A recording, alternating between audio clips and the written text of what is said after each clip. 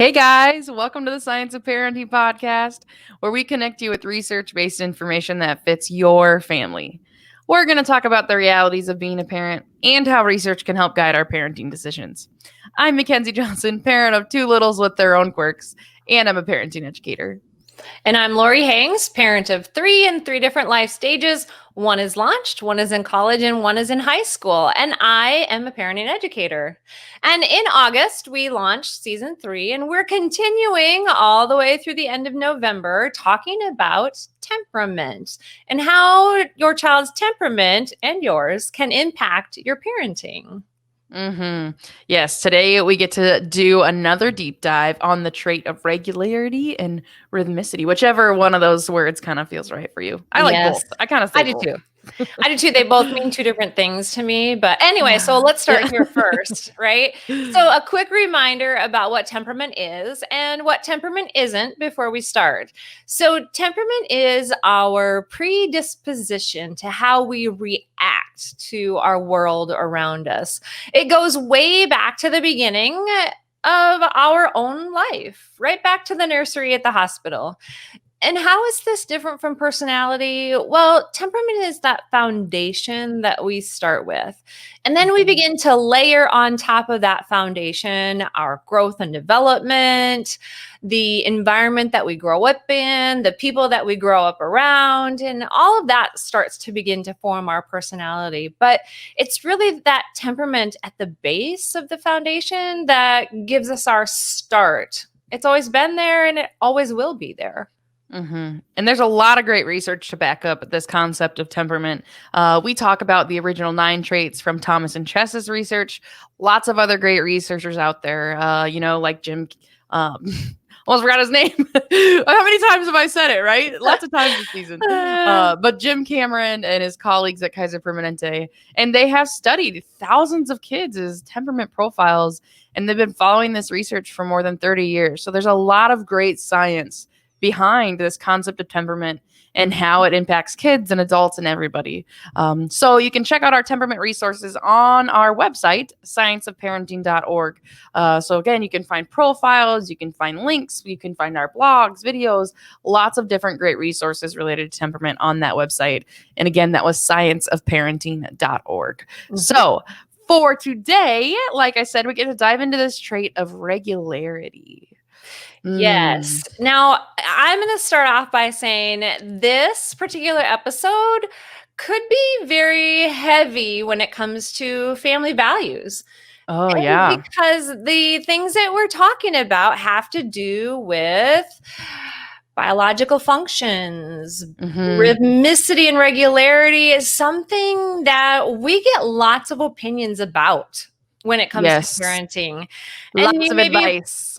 Lots of advice. And you may be thinking, well, how is this different from other traits? Well, the bottom line is this. Regularity is the idea that your body has natural rhythms. And these natural rhythms show up in eating, sleeping, and essentially using the bathroom. And as adults, whether we are parents, childcare providers, teachers, aunts, uncles, whoever we are taking care of young children, eating, sleeping, and pooping are 3 things that we desperately want to control in children. Yes. And so it becomes very value heavy because there are many different family values centered around meals and sleep schedules. And so I want you to just try to think about that as you hear us speak about rhythmicity and regularity, and hear us also say that there's more than one great way to raise kids, right? And that's what I was just going to say. Yes. And this is going to be one of those episodes where you might not agree with your neighbor. You might not agree with your mother. You might not agree with your spouse or your partner, because when it comes to regularity, bodily functions, boy, we really want to control them in our kids. We do. Well, and I even think, there are certain aspects of being adult, like our jobs, right? Our home life. Like there's so many different aspects that these biological functions of eat, sleep, poop have an effect. And so we want we want our kids to fit our schedule. We want when I have that baby, right? I want that baby to know that dad works the night shift, or I want that baby to know that mom likes to eat at a regular time, or right. We want our baby to kind of fit those things. And as adults, we have those experiences and skills to navigate through those situations with whatever level of regularity we have, right? Whether we got a lot of this trait or a little, but our kids don't necessarily have those skills yet. And sometimes we don't even know right off the bat, right? We don't know what to expect when our kids are born. Holding this baby in my hand, I don't know if I got a very regular or a very irregular child. Can you give us a little more of a definition, though? Can we dive into this trait a little more? Yeah, so let's go back to the definition. And so essentially the definition of rhythmicity and regularity is this idea that your body, your internal rhythm of your body, has this way of working. And so when it comes to rhythmicity and regularity, those three biological functions of eating, sleeping, and eliminating, essentially, those are triggered by your body. And your natural temperament started at some place. And that's the foundation. And so, you think, again, back to the nursery, no one told that baby on day one to sleep 4 or 5 hours. No one told that baby to have 3 dirty diapers. Their body has a natural rhythm, and that's temperament. And again, that's that important aspect of accepting the gift. This is their regularity, highly regular, kind of in the middle, or very irregular. Yes. So how do you kind of describe it? In terms of how you just kind of casually think about it, how do you describe this trait? When I think of this particular trait, I do have to admit, again, it is one of my favorites. I've probably said that, 5 or 6 times, but probably it is just that idea that in parts of my life, I really like to have control. And this is the trait that reminds me, I do not have control of this particular thing. And so it's one of those traits that it's like a love-hate relationship, because it helps me to remember that, honestly, Lori, there are a lot of other places in your life you don't have control. And so it's a way that I love this trait, because it reminds me, right, that I can just influence. I have influence over a whole bunch more than I have control over. Oh, I love that. Yeah. And I mean, I'll share this throughout the episode. I tend to be pretty irregular. So I have low rhythmicity. I might stay up till 2:00 on a weeknight. I get caught up in something and I'm like, hey, I want to keep going. I'm not ready to stop. And I'm not that tired. And so I am that person that might be up late. I might sleep in. I might not eat lunch till late. I might decide I need to eat at 10:30. Not always super predictable. And so I think that word is what comes to mind for me with regularity and rhythmicity. Is everybody has a pattern. Is that pattern predictable? Is that pattern regular? Right? Maybe you wouldn't even call mine a pattern because it's not predictable. I think maybe patterns are supposed to be. What's that? Is it an amoeba? Is that kind of animal that has no shape or pattern, right? I don't know if it's an animal. Yeah, but I know what you're talking about. It's a science thing, right? Yeah. Science teachers tell us what we're talking about. Yes. But yes, it's in flex. I'll get to bed at some point, probably. But so I think of that pattern. And the other thing I think of, even just as we're talking through this trait together, how much convincing does my body need? I think of that with regularity, that I'm not a person that climbs in bed and falls asleep. My body needs convincing to do those things. And so I think of that. How much convincing does our body need for those biological functions? So love that. Yes. Let's dig in a little more on this, this continuum, right? Everybody either gets a little or gets a lot or lands in the middle. We know most people will land in the middle here on our temperament traits. So how much do we get?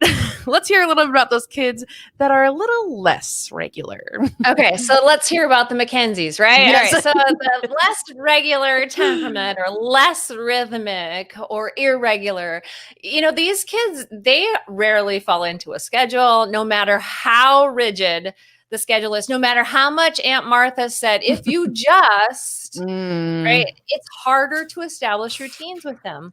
Their regularity and their rhythm has its own beat. And honestly, they have no idea why they aren't hungry when everyone else is. They're not trying to be disrespectful. They just aren't hungry. I have no idea what they're talking about.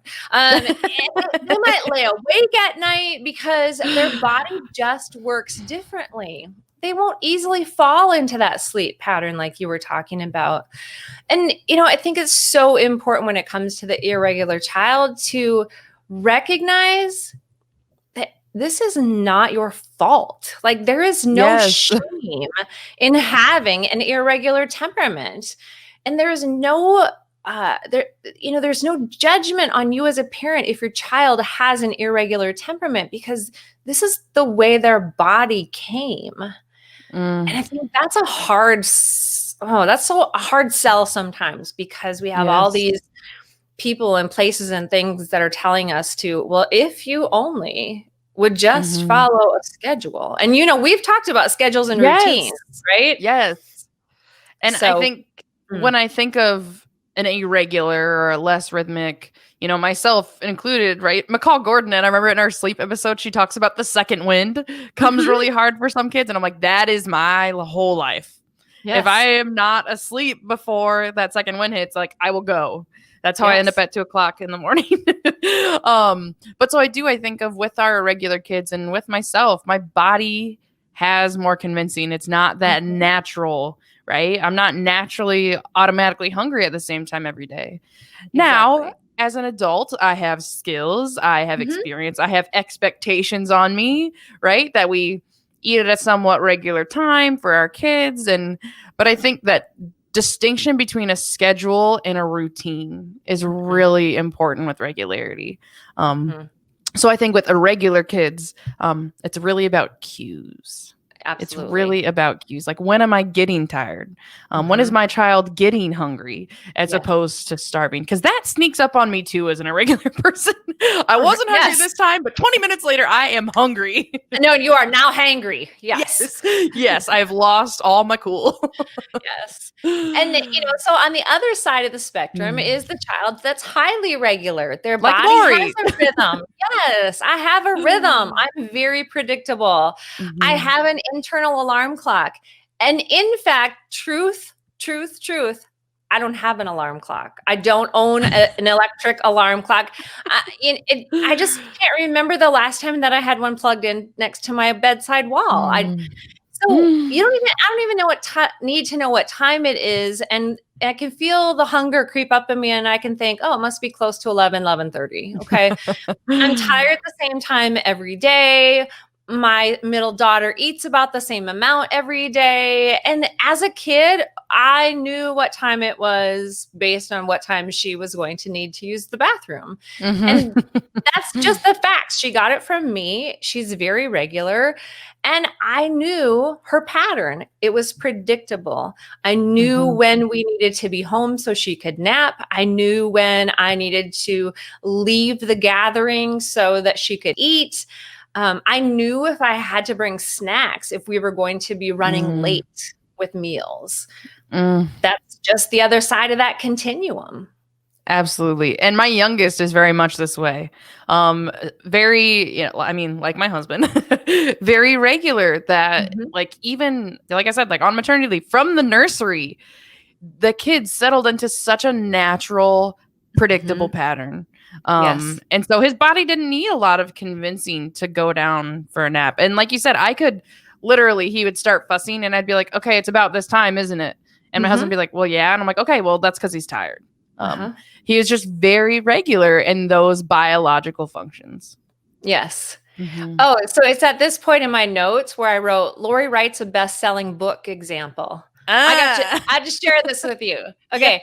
So this is why I love this trait so much, because when we look at temperament and we look at the percentages of children on the opposite ends of the spectrum of the continuum, okay? So we know about 15 to 20% of us are very regular, very regular. That means that if this new author, Lori, wrote a book, and this new author said, schedule your kids, just create a schedule, keep them on schedule, you will find success as a parent. Well, just based on the law of averages, 15% to 20% of the people who buy my book and follow the schedule, it's going to work because their child is regular. Yes. So they think I'm a genius. They're going to tell their friends to buy my book. Well, then there's this, middle ground, and about 60% of us are fairly regular. There's times we're not, it's just this, it just depends, flexible, right? So even if I sell my book to those folks, 5 out of 7 days, they're going to probably find mostly successful scheduling. The other few days, they're going to think they blew it, not me. And I'm a successful parent. And I think that we get so wrapped up in this idea of scheduling. Grandma and grandpa and aunts and uncles and sisters and siblings tell us schedule. But it's really that biological rhythm. So for 60% of the people, all those people in the middle and those on the end that are regular, my book works. It's for those other 15 to 20% that it doesn't work, that we see so much shame and judgment and adjusting around. Like if you adjust. And what I want to tell those parents is my book stinks. My book is not going to work for you no matter how much you follow that book, because your child's natural temperament is not going to fall into a predictable pattern. And so I think that's why I love this particular trait, because it helps me reach out to those parents who say, but I followed the book and it doesn't work. Like, the book wasn't written for you. The schedule book wasn't written for parents of irregular kids. No. And honestly, even for irregular parents, I'm an irregular parent. That book's not written in a way that's easy for me to use. Don't buy that book. Don't write it. Don't make me. Yes. And I think that's just like a really great example to remind everybody, right? We get what we get in terms of our temperament. Our kids get what they get. And the book on scheduling might not be the right book for you, which is also can be really hard for a highly regular parent. Like, I operate this way. This is how things have always gone. I want my child to do these things. Yes. And there's this thing called the vision of responsibility that we're actually going to talk more about. I'm jumping ahead. That's okay.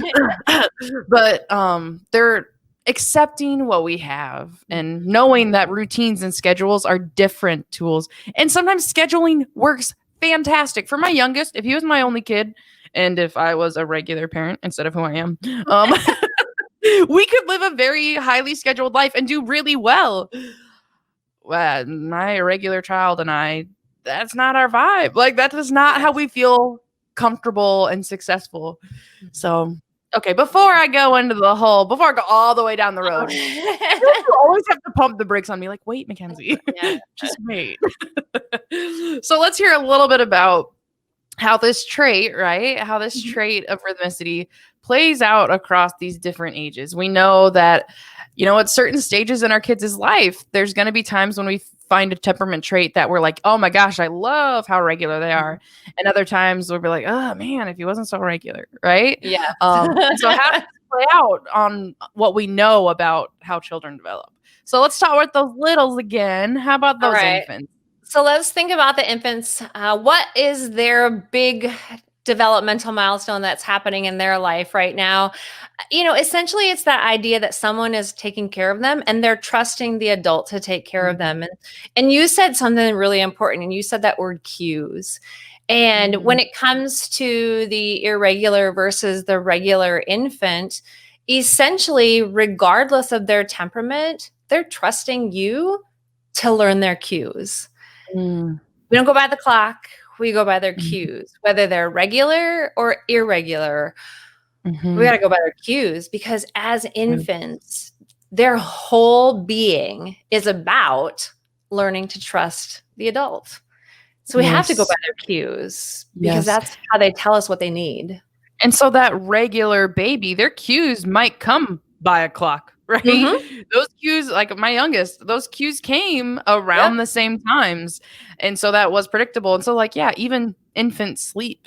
I know, even now, he's over 1 now, but I can still predict, like, he's going to be tired around this time.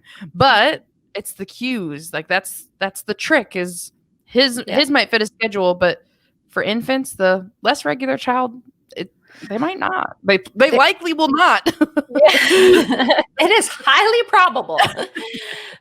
And so if we look at the toddlers and we think about, well, what are toddlers developmentally trying to do? They're trying to become independent. Mm-hmm. And so when it comes to regular versus irregular toddlers, your power struggle as a parent, the thing you like to control is, how much and how little they eat, or what time they eat, or what time they go to bed and how much they sleep, or when and how often do you take them to the bathroom? All 3 of those are diving into independence.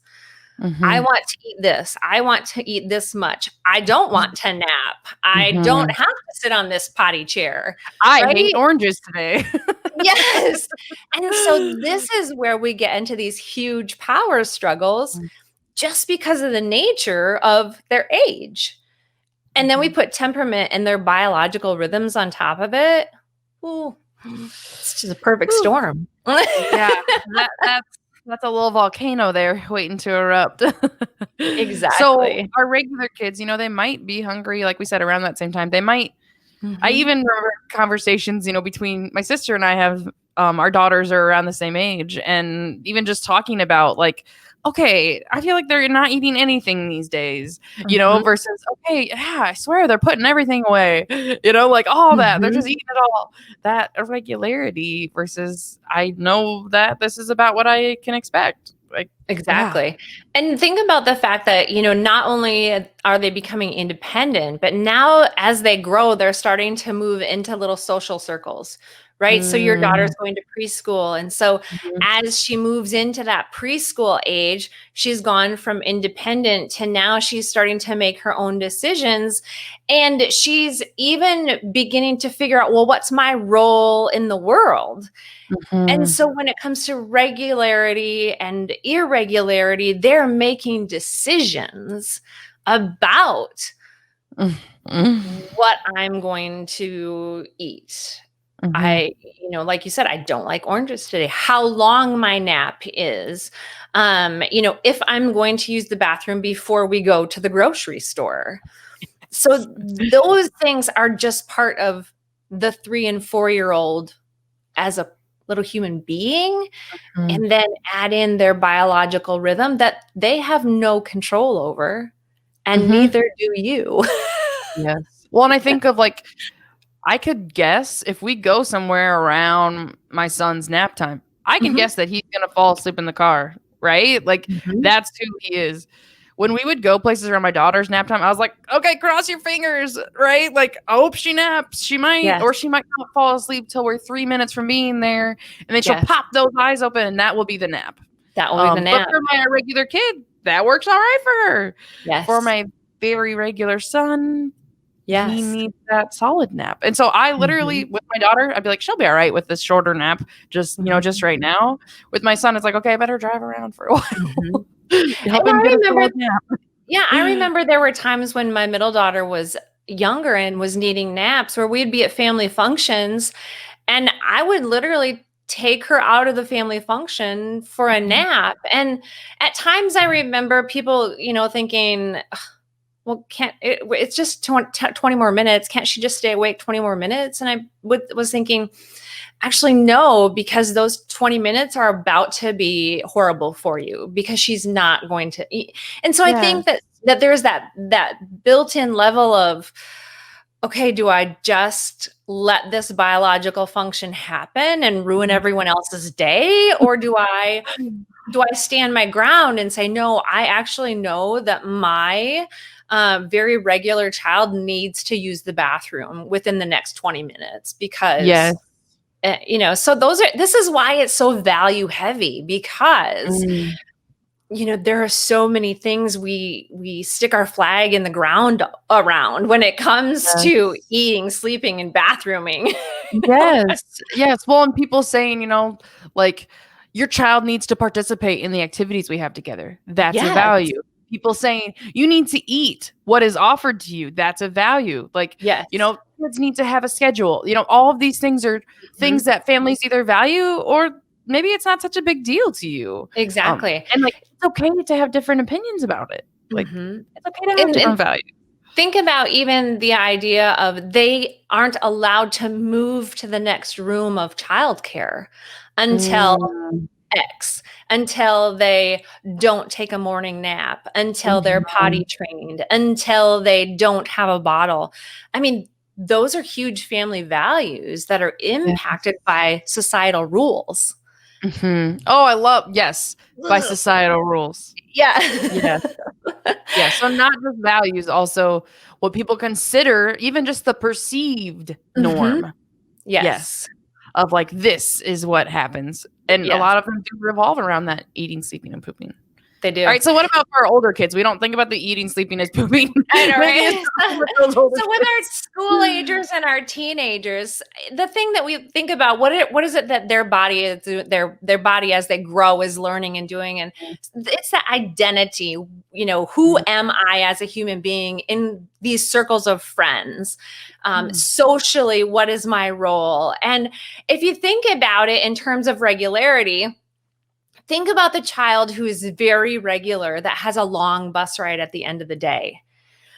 mm, That child might struggle on the bus ride because of a biological function. Maybe it's the bathroom. Maybe it's mm. they are very hungry. Maybe it's because they get so tired at the end of the day. And so you think about socially, who's going to make fun of me if I fall asleep on the bus? Who's Oh, going to make yeah. fun of me if I accidentally have an accident on the bus? Mhm. Am I going to get in a fight on the bus because I'm Mm. so hungry because my body is I'm either so angry. irregular or so regular, right? Mhm. And so it's those types of things. And those are really the times that we begin to teach our children how to work with their natural biological rhythms and Mm. recognize, you know, are there times where the teacher is going to have to make sure and help me to remember to use the bathroom before I get on this 45-minute bus ride? Or Mhm. do I need to make sure that I have, a certain kind of snack in my backpack because it's Yes. a long bus ride to the game, and before I get to the game, I'm going to be hungry. So, Yeah. you know, teaching our children those types of tricks becomes even more important as they become teenagers, and they know these Yeah. things, but we also have to help them set limits. So instead of staying Yeah. up till 2 a.m. if they're irregular, Mhm. making sure that they have that opportunity to have some good night's sleep on the weekends, etc. Yes. I even think of an example one of our colleagues has told me about with her own kids. She had one of her kids, I wanna say he was even, like, in high school, when this happened, that he kept getting in trouble during the class right before lunch, and it was right Ah. after semester switch. They had basically moved his lunch wave from the early lunch wave, and there were 3 Mhm, lunch waves, there was, like, the early, the medium, and the late one. He had mhm. always had the early lunch wave, and now he was the late one, and he Right. kept getting in trouble in class, and they figured out, like, "Okay, you need to have Mhm, 10 crackers before you go to 5th period," you know? And, mhm, like, as a high schooler, realizing, like, you can help be in charge of those bodily functions and recognizing your own pattern. Um, mhm. yes, and I just thought that, like, that was such a great thing to figure out instead of automatically thinking, like, disciplinary. I was like, "Let's Exactly. figure out what's going on," and they didn't have any problems again. Like, Yes. And mm-mm. think about that in terms of discipline. How many disciplinary actions happen right before lunch or Yes. on the Uh-huh. bus, and why, and Mhm. if you really get down to the nitty-gritty of discipline problems, many of them have to do with this biological rhythm and what's happening in Yes. our body that we don't recognize as children, that we start to recognize as adults. Mhm. Absolutely. And so I think this kind of brings us to this point of remembering this goodness of fit. Mhm. Whether our, how we learn to respond to our kids' temperament. If our temperament is the same, right? I'm Mhm. highly irregular. My daughter's highly irregular. Whether that's the same, whether we have a clash and differences and things like that. But, as Thomas and Chess call it, this term of goodness of fit, and Mhm. learning to understand and support our child's temperament and the gift of their temperament Mm. can actually help us so that we're not blaming our child or blaming ourselves, right? We just talked about disciplinary action. We're not Yes. disciplining something, this inborn trait that they have no control over, right? Yes. Now, it's not okay to not make good choices or be mean to people or things like that, but like, let's understand the temperament. Let's Mhm. accommodate, anticipate, create that goodness of fit for sure. Mhm. Mhm. Yes, I when we were talking through this, I really appreciated one thing that Kenzie DeYoung said. She said, "We talk about research says do this, research says schedule this, research says if you do this, but then there's also this thing called temperament, and we need to Mhm. balance Yes. research and temperament and go, Mhm. okay, so research says this, but for my child's temperament and my family's values, this is what we'll choose." Yes. And that happens with goodness of fit as well. And so research says this, temperament is this, the balance is, and this is where the fit comes in. Yes. And I think, we research says like healthy, meals and snacks, right? That Mhm. energizes how our kids feel their bodies. Research tells us that's important. Good night's sleep. Research tells us that is important. Mhm. Family connections, which often happen over family meals, right? There's all of these things that research says. Um, Mhm. and how we do those things is what we decide about our reality. So, Exactly. with my irregular child right now, she is in the stage we've kind of figured out, like, I gave this example before of she would come home and some days she wanted a snack and some days she didn't. And my answer always varied on how close to supper we were. And Mhm. so we settled and we're like, okay, she needs to know what to expect. Yep, you can have a snack. Mhm. Now, my job in that was to provide snacks. I was okay with her eating, right? Exactly. And then if supper was 4 minutes later, she could even bring that snack to supper because she really was hungry. And she wasn't Mhm. being difficult just because she hadn't been hungry the day before. It was just her pattern is a little more unpredictable. Mhm. Yeah. I think the hardest thing is probably the idea that, well, are we giving in? Mhm. Are we, by not having a rigid schedule, are we then giving in? Or some people have, used the term spoiling. Well, you're spoiling them by giving in. And I would argue that when it comes to temperament, watching and responding to their cues is not giving in. Mm-mm. We can teach our children, acceptable choices, healthy choices. We can teach our children to stay at the table till we're all finished. Yes. But we actually can't control how much food goes in their mouth. And Mhm. so rather than have this, you know, um, mealtime that is fraught with anger and argument and Mhm. controlling it, actually, if you're not hungry, we just want you to sit here with us and enjoy our company, and we want to have conversations Yes. with you. And the meal that's on your plate, we'll save it for later, but in the Mhm. meantime, we're not going to demean and argue with each other about how much literally goes down your throat into your belly. We're going to Yep. have a really great conversation about how was your day? What was Mhm. the fun thing about your day? What was the hard thing about your day? And then when your body tells you you're hungry, I have dinner. It's still here for you. Yep. Yes. My It's daughter's hard. Oh, it is, and it is a matter, like you said in the beginning, it's giving up control, and sometimes control that parents don't think they like, that control they think they're supposed to have. And Exactly. so we're giving you permission, right? We talked in a previous episode about balancing warmth and expectations. Mhm. Control is neither of those words, It's not. right? The appropriate expectation is that your child does eat, right? At Mhm. some point, they nourish Yes. their body with food. Yes. And so my daughter is literally at the point, some days she knows and she'll dump her plate, like if she ate quite a bit of supper. And some days she'll say, I don't know if I'm done with this. And it Mhm. might sit there till bedtime and she might come back to it. and she might not. But Mm-hmm. some days she dumps the plate, some days it goes on the counter or in the fridge, because but that's a skill she's working to build over Yes, time. And I also exactly. advocate we don't need to have control of it, because as a grown up, I get to choose, right? Mm-hmm. And so sometimes when I ask myself, like, oh, is this a thing that I'm giving in to, am I spoiling? Like, okay, what if an adult wanted this? Okay, Right. that would be really reasonable. If Yeah. my husband came home and he's like, I'm not really that hungry, I wouldn't say, Mhm. you better eat at least 15 bites. Yes. How many, how old are you? How many bites do you have to take? Mhm. Yes, I'd be like, okay, well, can we like sit together and, right? And so we can do exactly. that, give our kids that same grace. Exactly. So, mhm. So let's do this little idea of what's wonderful. So Yes. what's wonderful about an irregular child or an irregular temperament, and what's wonderful about a regular or a rhythmic temperament? Mhm. You start. Okay, so I feel like this is a little obvious. I feel like I've been talking about this the whole time, but I think one of the great things about irregularity, so being less regular, I think the flexibility, right? And the ability to sometimes like, yeah, I'm not that tired. I could stay up, And Mhm. so having that opportunity for flexibility, and with my child that's a regular, like, oh, it's kind of close to your nap time, but like, like you're Mhm. gonna be okay. Knowing that she can get by with less because her body is a little more Mhm. regular. So that flexibility. What would you say is wonderful about being less regular?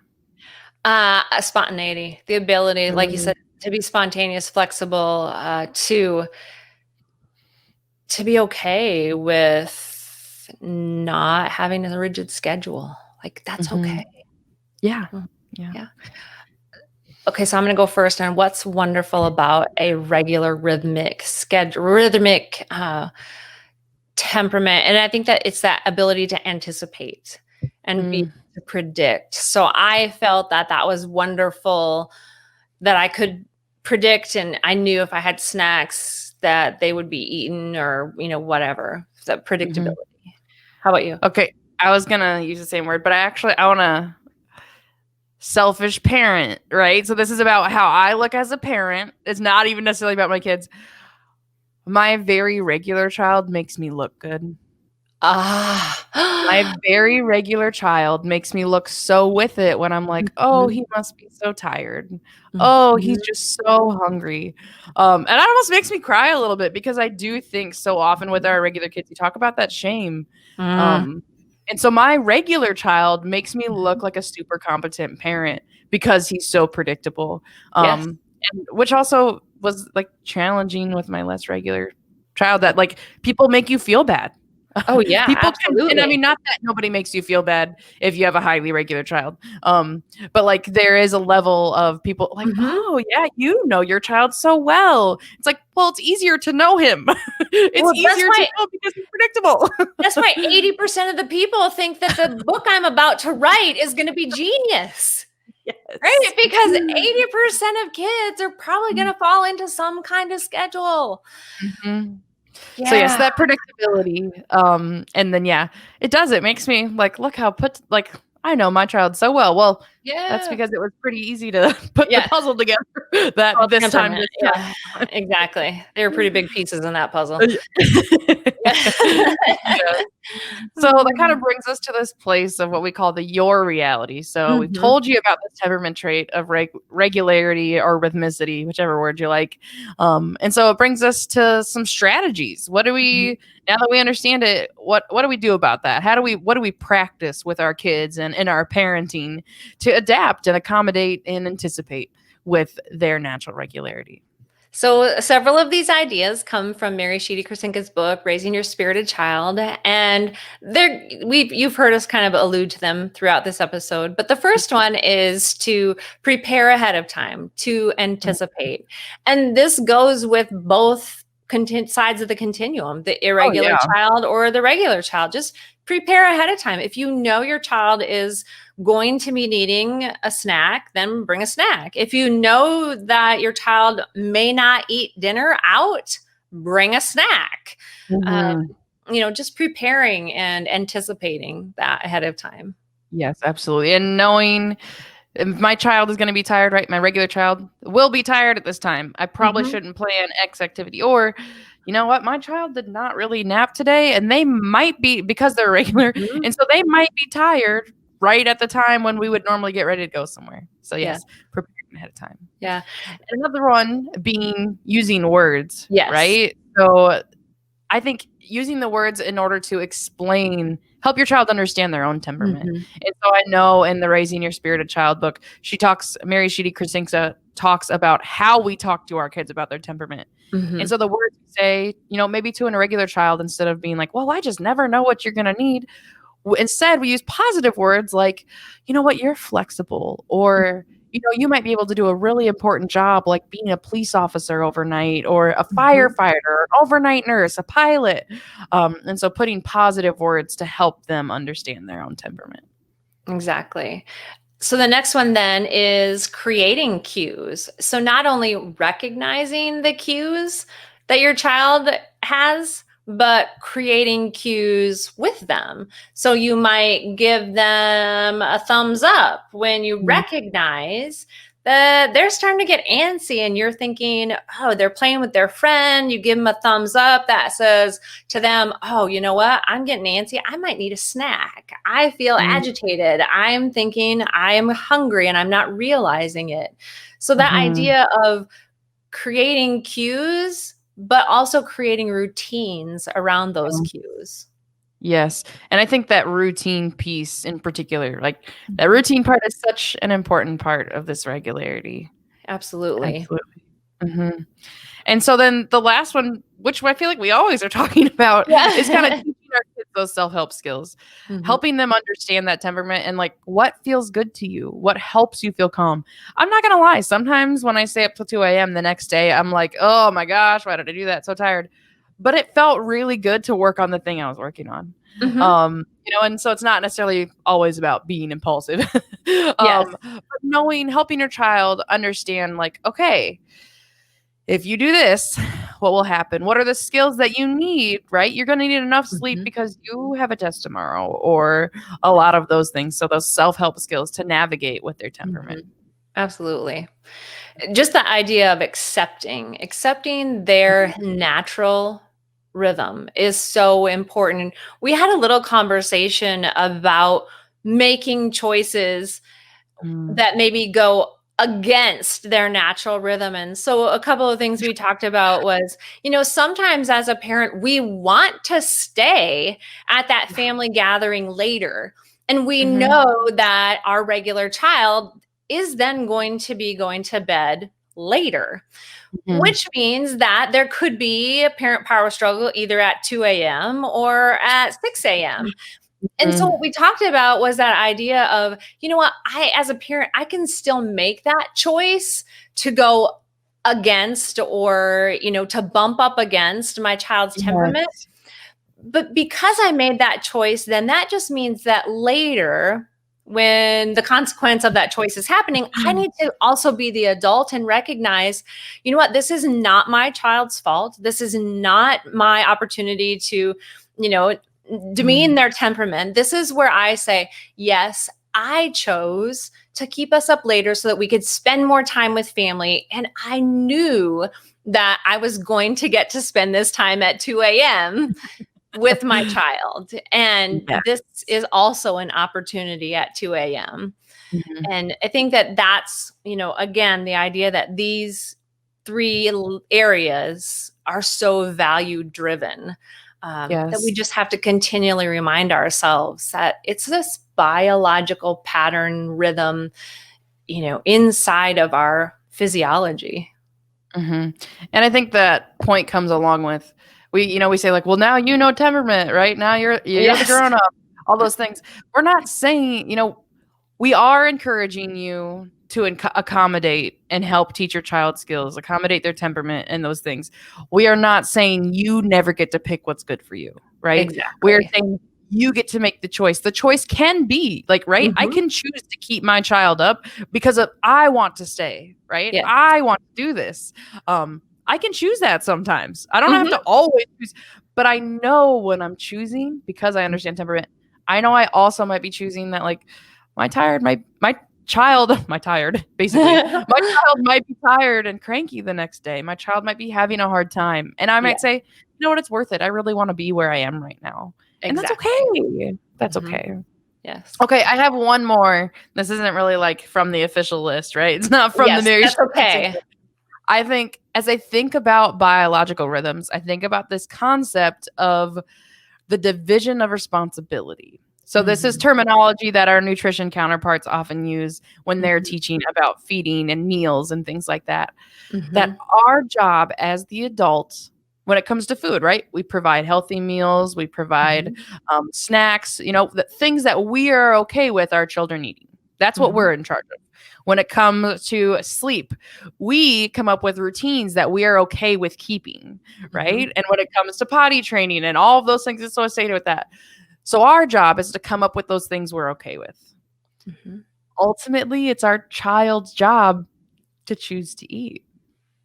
Ultimately, it's our child's job to get to sleep, right? We can do everything in the world, even as a tiny infant. We can be doing everything, and that baby might not sleep. We can be doing everything, and that teenager might not be ready to go to bed. And so I think understanding that division of responsibility, like my job is to create an environment where you have access to food, right? And where I provide food for you, or to create an environment where you have a routine that helps you get sleepy, or a bedroom that's the right kind of environment to help you fall asleep. And so dividing that responsibility of like, these are things I control. I don't control whether they actually eat sleep poop. Exactly. You, as much as you want to, I'm going to disappoint you and tell you, you don't. But I also think that there's a little bit of grace in that, like to say to yourself, like, I did everything I had control of as a parent. I made food, I provided it. It's on their plate. They got to choose how much they wanted. Well, they took 3 bites. Okay. Right? My child's not hungry right now, and that might mean they'll be hungry in 40 minutes, and okay. And then I'll provide something I'm okay with them eating. Absolutely. Something I'm okay with them eating. Absolutely. So division of responsibility, that's one that kept coming to mind for like, can't control these things, but we can be in charge of these. So I love that. Yeah. All right. So let's bring in Kenzie, our producer. She is going to take this moment in time to have our stop, breathe, talk moment. We have no idea what she's going to ask us. We often try to get her to tell us what she's going to ask us, but this is her time to kind of come up with some question regarding regularity. Here we go. Here we go. All right. So, my first question is, if I'm regular enough to need a nap every afternoon, am I allowed to take a nap at like 2:00 every day? Are you asking from a child perspective or an adult employee perspective? Never mind. That's not my question. That's what I thought. Actually, is so. As I was thinking through this, I realized that often we talk about, Mackenzie will talk about specifically her youngest child being one way or her oldest child being a certain way. And then I realized that we never really talk about that family dynamic of having multiple kids who might be on opposite ends of the spectrum. And we could talk about this in terms of any of the temperament traits, right? Oh, yeah. Sure. But I guess I'm asking it in terms of this one specifically. How do you make plans? How do you get into those routines that are so critical? That how do we meet those needs when you have 2 kids on opposite ends of the spectrum? Because it's easy to say, oh, you just need to have a different routine, or, oh, you just need to have a different schedule for that child. But what if, like Mackenzie, you have a very regular child and you have a very irregular child? How do you make those 2 meet? How do we line that up to have a good fit? I have an answer. Okay. I have an answer. Okay. All right. The division of responsibility. There you go. Literally, but okay, so I know that's not exactly how I explained it. But like explain to me how that works with your 2 kids. Yes. So also I love this question because we don't talk about this enough on like when we have kids with different needs. So I will say, so like in our house with my very regular child, He still uses like a booster or a high chair. So I literally think about that kid needs to be clipped into the high chair at 5:30 to eat. Yeah. That is who he is. And so we strive. Like I said, I'm an irregular parent, so we don't always get there. But so we strive to meet that need to feed something by 5:30. And sometimes he is getting a different meal than us if supper's not going to be ready. Sure. But so by having other things on hand that we are okay with him eating. So I will say, so we strive to meet that regular pattern. And for my irregular daughter, that might mean, like I said, she might come home and be ready for a snack at 5, and she might be still eating that snack at 5:30. She might like devour supper at 5:30 one night, and then the next night take 3 bites. And so by dividing that responsibility, like, I'm gonna provide my kids food. My daughter, my very irregular daughter, might not choose to eat much of it. And like, okay, that's her choice. And so, like I said, she might put that plate on the counter, and then at 7, right before bedtime, she might run and grab that plate. And so as I think even, when we were doing more outings and stuff before the pandemic, it's just a matter of, with my son, I knew I could predict those nap times. With my daughter, okay, she might nap in the car. Like, all right. Yeah. So, Yeah. Well, and I'm gonna. you picked meals. I guess in my head, I was thinking, like, how do I plan right now, no trips being planned, but how do you plan a trip, like, with kids of 2 different ones? That's it. Lori also has this, right? Yeah, and so I would say it honestly, to me, ends up sort of being developmental. So developmentally, which child's needs are going to rise to the top. Okay. So developmentally, if my youngest child was absolutely going to need a nap, then my older children could have snacks until to tide them over. Or developmentally, if we were at a big family gathering, I would pull the nap needer out of the family gathering, which meant that maybe I was missing out. Or we all left, and my older daughter and I would have a conversation about, sometimes we have to leave things early. And so sometimes those decisions are based on the developmental need. And sometimes those decisions are going to be based on the need of the parent in terms of, I know that I don't have any help right now. There's only one of me. And I know that in 30 minutes, there needs to be 2 of me if I don't take care of this. And so, I think that idea of multiple biological rhythms being completely opposite at different times, that's a reality. And so the lucky thing is that if you can anticipate the regularity or anticipate the irregularity, just knowing about it allows you the opportunity to anticipate and plan and create success somehow.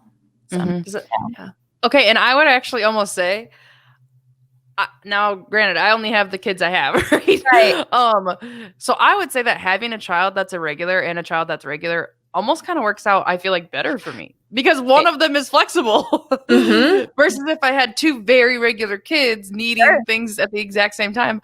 But but that's good. I would know for sure if it's easier or harder. That's somebody else's reality.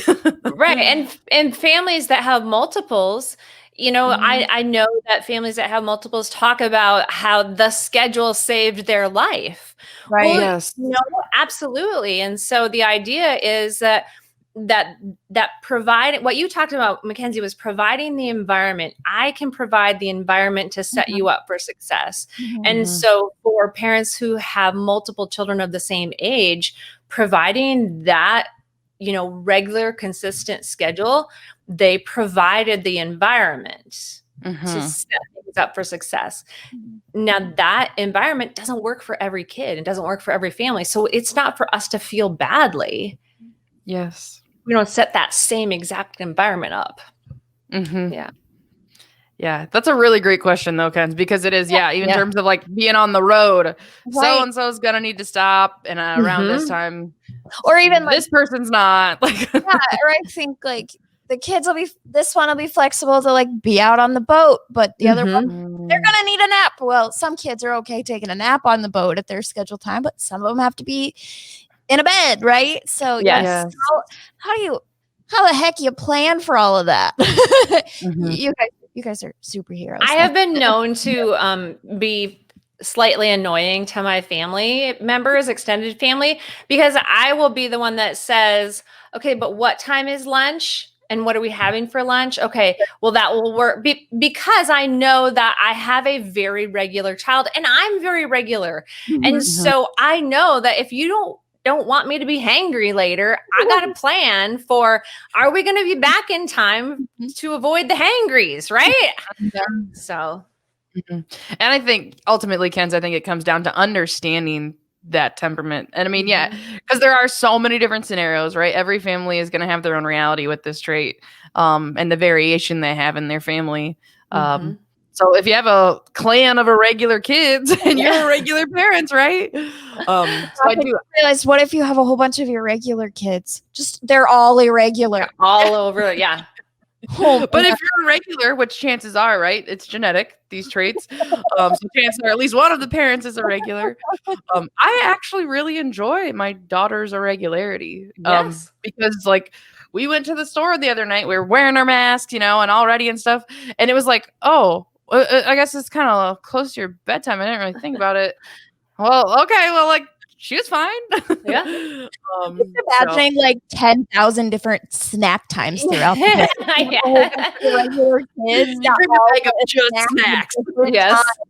That snack basket is going to be in their reach so they can get up themselves. Yes. Oh, that's awesome. I have a really good friend who's the best at preparing snacks like that. And I do think, I think part of it is she like has all these healthy snacks. I'm like, oh, you're so with it. But she has several irregular kids. So she's like, okay, I know they're probably not going to be ready to like eat lunch at whenever we're ready to eat lunch. And so it's like, I want to make sure I have snacks on hand that I'm okay if that's all they eat. Right. Yes. Love that. Yeah. Right. Awesome. Thanks for the question, Kenz. I love that question. Good question. Bye. So yes, regularity or rhythmicity, this kind of natural pattern when it comes to biological functions like eating, sleeping, and elimination. We know that we either got a lot or we got a little, and that our role as parents is to help kind of develop this goodness of fit with our kids' temperament. We want to hold appropriate expectations while responding to their needs and their cues. So again, the difference, I think that another episode where we're seeing this big difference in routines and schedules play out and why some work really well for some and some maybe not so much. Exactly. So thank you for joining us here at The Science of Parenting. Remember to subscribe to our weekly audio podcasts on Apple, Spotify, or your favorite podcast app. Watch the show each week on video on Facebook, and every once in a while you can join us live where we might take your comments and questions. So please come along with us as we tackle the ups and downs, the ins and outs, and the research and reality all around the science of parenting.